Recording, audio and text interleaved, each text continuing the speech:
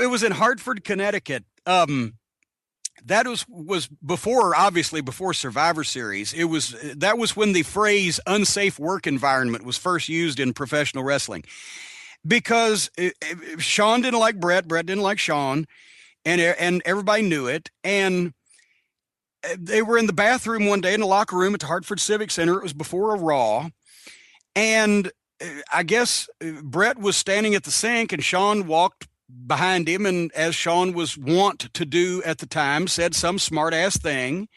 And Bret, who didn't really particularly want to put up with any smart ass remarks from Shawn, said something else back over his shoulder. This is the way I heard it, because I wasn't in the room. And Shawn said something back, and Bret took him down and started beating the fucking ever-loving shit out of him.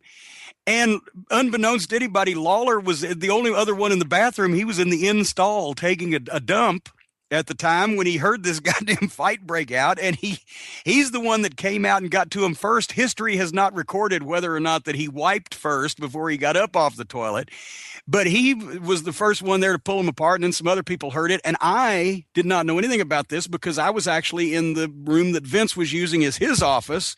Vince was there. I was asking him a question about something was going on the television that night. We were the only ones in the room, and in burst Shawn Michaels with a handful of hair in his hand that looked like a small squirrel. And it was the hair that Bret had pulled out of his head. Because, I mean, let's face it, Bret Hart could have kicked the shit out of Shawn Michaels with one hand tied behind his back and one foot amputated.